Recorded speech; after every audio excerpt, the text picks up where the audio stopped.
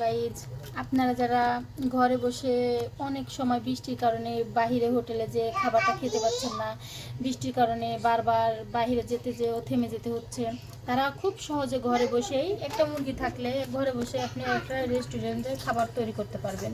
প্রথমে একটা মুরগি আমি খুব সুন্দরভাবে কেটে ধুয়ে পরিষ্কার করে নিয়েছি। এখন আমি এখানে সব ধরনের মশলা বেটে রেখেছি আগের থেকেই, আপনাদেরকে দেখাতে পারলাম না গাইজ। এগুলো সব আমি পাটাতে বেটে মশলা করেছি। এটা হলো গরম মশলা, 3-4 রকমের গরম মশলা দিয়ে, সাদা এলাচ, দারুচিনি এগুলো দিয়ে বেটে রেখেছি। এটা আদা বাটা, এটা পেঁয়াজ বাটা, এটা জিরা বাটা, এটা রসুন বাটা। আর যেগুলো গুঁড়া মশলা, এই যে হলুদের কৌটা, আর এখানে রেখেছি শুকনো মরিচের গুঁড়া। সর্বপ্রথম আমি আগে একটু লেবু চিপড়িয়ে দেবো। লেবুটি সুন্দর করে চিপে রসগুলা আমি মুরগির শরীরে মাখিয়ে নেব, যাতে কোনো প্রকার আঁশটা বা কোনো প্রকার গন্ধ না থাকে মুরগির গোশতে। এই জন্য আমি খুব সুন্দরভাবে লেবুটা চিপড়ে নিচ্ছি। আমি মূলত এই মুরগিটা প্রস্তুতি করতেছি পোড়া মুরগির জন্য। এটা বেশ কিছুক্ষণ সময় লাগে। প্রথমে এই জন্য আমি আগে লেবু চিপড়ে মুরগিটাকে সুন্দরভাবে মাখবো এবং একটু লবণ দিব।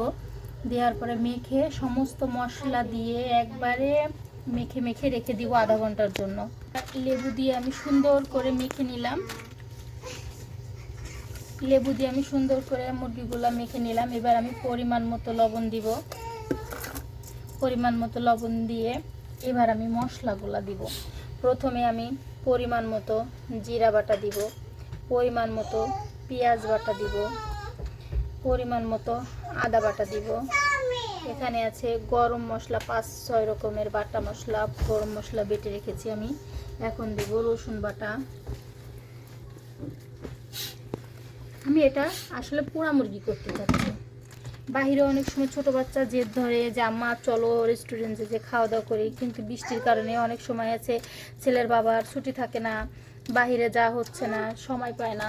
এই কারণে আমি খুব সহজে আমার ছোট বাচ্চাদেরকে আমি ঘরেই খাবার করে খাওয়াই। রেস্টুরেন্টে গেলে অনেক সময় আছে 700 থেকে 800 টাকার নিচে আপনি ভালো একটা খাবার খেয়ে বাসায় ফিরতে পারবেন না, কিন্তু ঘরে বসে আপনি খুব সহজে 5 থেকে 600 টাকার ভিতরে খুব সহজে খুব সুন্দর সুন্দর খাবার ঘরে বসেই খেতে পারেন।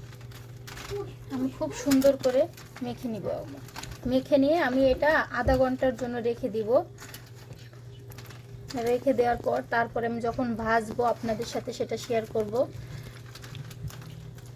আপনারা চাইলেও ঘরে বসে এটা খুব সহজেই ট্রাই করতে পারবেন। এটা খুব সুন্দর এবং আপনার ঘরের খাবারটা যতটা সুস্বাদু হবে আপনি একবার ট্রাই করে দেখলে বুঝতে পারবেন যে আপনার রেস্টুরেন্ট থেকেও সুন্দর খাবার ঘরে মানে বসে আপনি খেতে পাচ্ছেন। আর আপনাকে বাহিরে যাওয়ার চিন্তা করতে হবে না। আপনার ছোট বাচ্চারা কান্নাকাটি করলে আপনি যে কোনো মুহূর্তে এগুলো করে দিতে পারবেন। এখন আমি গাইজ পরিমাণ মতো তেল দিয়ে দিলাম। তেল দেওয়ার পর আমি এই যে এখন আমার মুরগির ভাজতে শুরু করে দিলাম। আপনারা একবার হলেও বাসায় ট্রাই করবেন। তো কেমন হয় আপু আমাকে একটু জানাবেন কষ্ট করে প্লিজ, কারণ আমি নতুন করে ভিডিওটা করতেছি। তো আপনাদের কাছে কেমন লাগে খেতে অবশ্যই আমাকে কমেন্টের মাধ্যমে জানাবেন।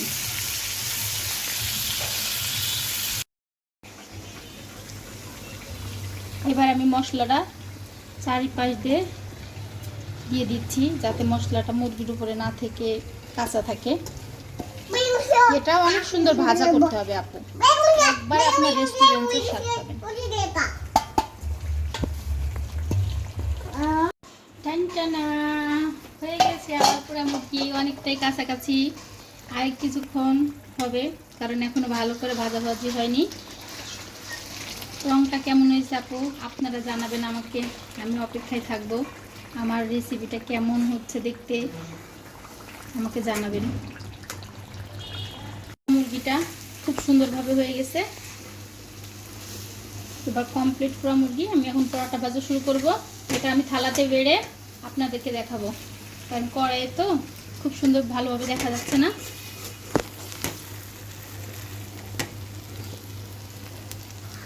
থালাতে করে নামিয়ে আপনাদেরকে দেখাচ্ছি। আমি শসাটা সুন্দরভাবে ছিলে ধুয়ে এখন কুচি কুচি করে কেটে নিচ্ছি।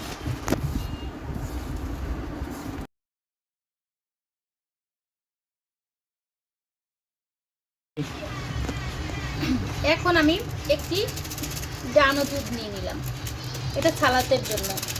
অনেক সময় আছে ঘরে মেয়োনিজ ছিল না, তখন না থাকলে খুব সহজে আমি একটা সালাদ করে ফেলবো, এবং সালাদটা খেলে আপনি বুঝতে পারবেন সালাদটা আসলে অস্থির সুন্দর।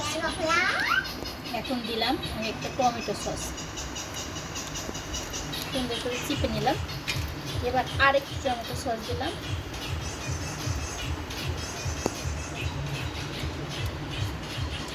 দেওয়ার পরে এই দেখেন আপু, আমি আপনাদের জন্য কি রেখেছি, শুকনা বড়ই ফ্রিজে রেখে দিয়েছিলাম সিদ্ধ করে।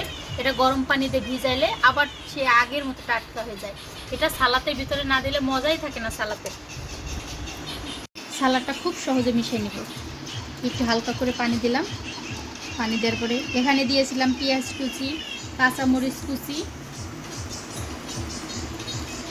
খুব সুন্দরভাবে মিলিয়ে নিচ্ছি। এবার আমি কিছুক্ষণ রেখে দিব নর্মালি। ফ্রিজের ঠান্ডা আবহাওয়াতে এগুলো একটু নরম হয়ে থাকবে, তখন আরও বেশি মজা হবে। আমি এখন এটা মিলাই রাখতেছি, একটু পরে নর্মালি রেখে দেবো। অবশ্যই চিনি দিতে ভুলবেন না। আমি এখন চিনি দিব।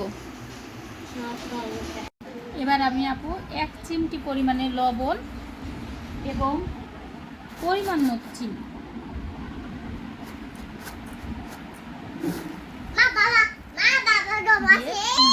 মেখে নিব। মেখে নিয়ে আমি নর্মালি রেখে দিব ফ্রিজে। হয়ে গেল আমার সালাদ।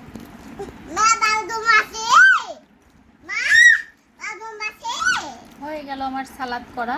এখন আমি নর্মালে 20 মিনিটের মতো রেখে দেবো। পরাটার জন্য গরম পানি নিলাম, কুসুম কুসুম গরম পানি, যাতে পরাটা তুলতুলে এবং নরম হয়। এর জন্য আমি আটাটা খুব সুন্দরভাবে ছেনে নিচ্ছি। পরাটা বেলা শেষ, এখন আমি পরাটাগুলো খুব সুন্দরভাবে ভেজে নেব। হ্যাঁ, এবার কমপ্লিট আমার রান্না। দেখি স্বাদটা কেমন হয়েছে। অস্থির সুন্দর হয়েছে। আপনার বাসায় একবার ট্রাই করবেন, তখন বুঝবেন আপু আপনাদেরকে ঠকায়নি।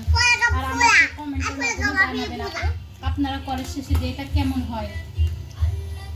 আসসালামু আলাইকুম।